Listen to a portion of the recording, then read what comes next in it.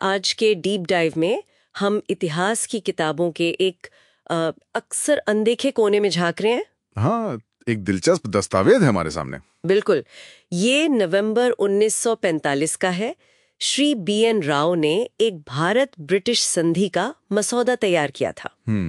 ये वो दौर था जब भारत की आजादी की गूंज तेज हो रही थी और एक नए संविधान का ताना बाना बुना जा रहा था। सही। और दिलचस्प बात यह है कि 1942 की क्रिप्स घोषणा में भी ऐसी ही एक संधि का जिक्र था, है ना, एक भविष्य के भारतीय संघ और ब्रिटेन के बीच। हाँ था। तो सवाल उठता है, इस वाले मसौदे में क्या खास था, क्या सोच थी इसके पीछे? वही तो। और देखिए, ये सिर्फ क्रिप्स मिशन की बात नहीं थी। मई 1946 में ब्रिटिश कैबिनेट मिशन ने भी शुरू में कहा था कि ऐसी संधि चाहिए। अच्छा। हाँ, ताकि वो सत्ता हस्तांतरण वाले मामले ठीक से सुलझ सकें।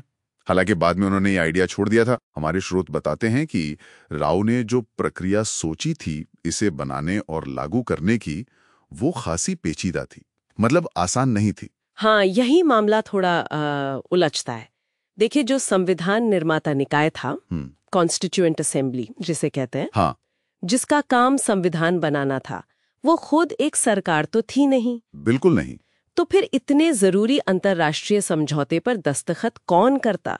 ये तो बड़ा सवाल था, कानूनी भी और राजनीतिक भी। हाँ, यही सबसे बड़ी उलझन थी और राव के मसौदे में इसी का हल सुझाया गया था। क्या हल था? स्रोत के मुताबिक पहला कदम था संधि के जो मुख्य बिंदु हैं, जिन्हें सहमति पत्र या हेड्स ऑफ एग्रीमेंट कहा गया, उनका एक ड्राफ्ट तैयार करना। मतलब पूरी संधि नहीं, सिर्फ मेन पॉइंट्स। हाँ बिल्कुल, सिर्फ मुख्य बातें। और फिर इन सहमति पत्रों का क्या होता?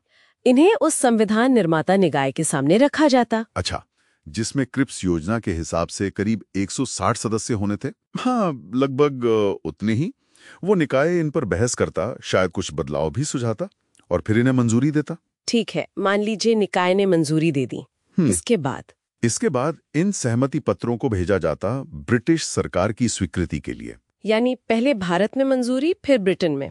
हाँ, जब दोनों तरफ से हरी झंडी मिल जाती, तब जाकर असल संधि पर दस्तखत होते। और ये दस्तखत कौन करता? संविधान सभा तो कर नहीं सकती थी। नहीं, दस्तखत करते ब्रिटेन में महामहिम की सरकार और भारत की उस वक्त की प्रोविजनल सेंट्रल गवर्नमेंट।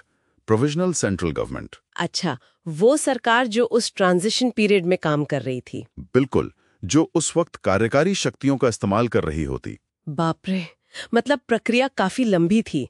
सहमति पत्रों का मसौदा, फिर संविधान निर्माता निकाय की मंजूरी, फिर ब्रिटिश स्वीकृति और तब जाकर अनंतिम सरकार के दस्तखत। हाँ, लेकिन रुकिए, क्या ये आखिरी स्टेप था?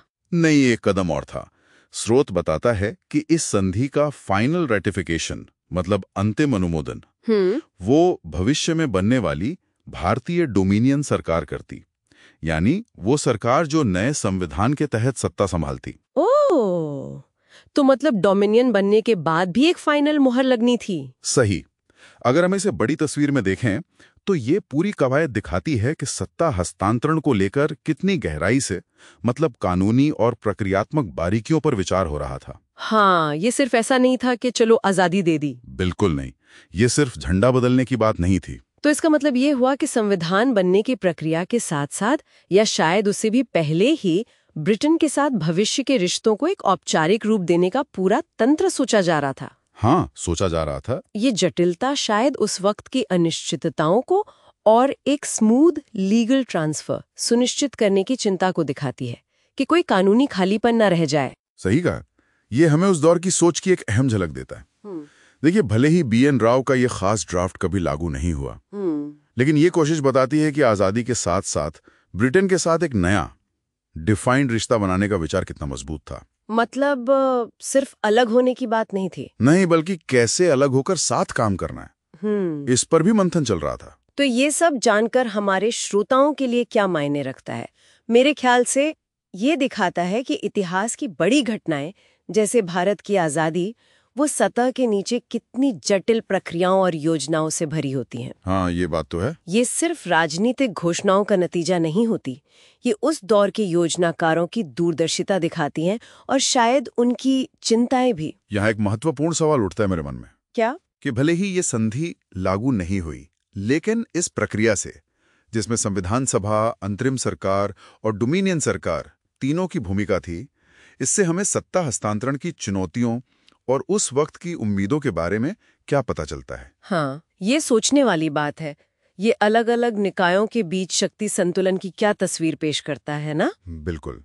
और श्रोताओं के लिए एक अंतिम विचार छोड़ जाते हैं। जरा सोचिए, अगर संविधान को अंतिम रूप देने से पहले इस तरह की एक विस्तृत कई चरणों वाली प्रक्रिया से गुजरकर भारत और ब्रिटेन के बीच एक औपचारिक संधि सच में लागू हो गई होती, तो क्या भारत ब्रिटेन संबंध या शायद भारत की शुरुआती विदेश नीति की दिशा कुछ अलग होती? क्या हो सकता था?